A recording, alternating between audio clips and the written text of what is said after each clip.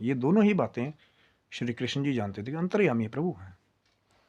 तो वो 3 बाण जो शायद अकेले ही बर्बरीक महाभारत के उस महान युद्ध का पूरा चौकटा चेंज कर सकते थे जब युद्ध में शामिल होने जा रहे थे, क्योंकि वो भी योद्धा थे।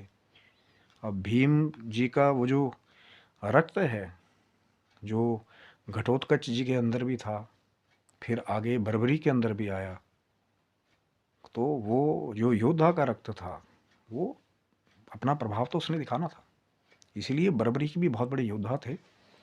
अब प्रश्न फिर यही उठा, तो श्री कृष्ण जी ने रास्ते में मिल करके फिर शीश का दान मांग करके वहीं पे बर्बरीक को युद्ध में एंटर होने से पहले ही रोक दिया कि नहीं तो धर्म युद्ध जो है वो पलट जाएगा और वहां अधर्म की विजय हो जाएगी।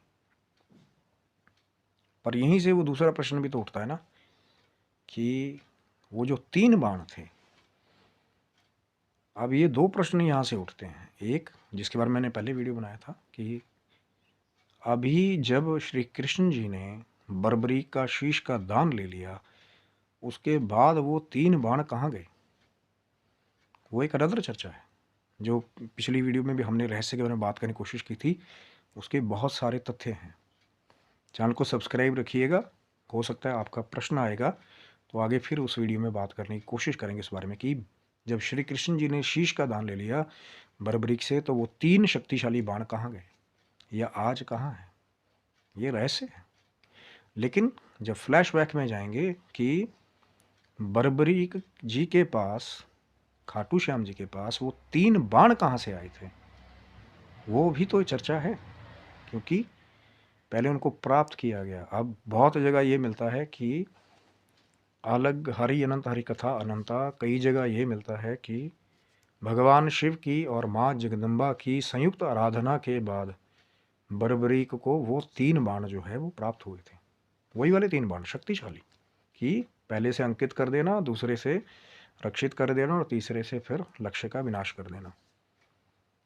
और कई जगह ये मिलता है कि माँ जगदम्बा की गहन आराधना करने के बाद जो है बर्बरीक को वो 3 बाण जो है वो प्राप्त हुए थे।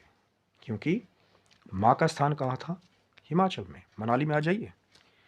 माँ हिडिंबा का मंदिर जो है बहुत सारे रहस्य अपने आप में संजोए हुए हैं और माँ भगवती की विशेष आराधना पहाड़ों में हमेशा से होती रही है, चाहे वो हिमाचल हो, चाहे उत्तराखंड हो, चाहे हिमालयन रेंजेस हो, हमेशा से।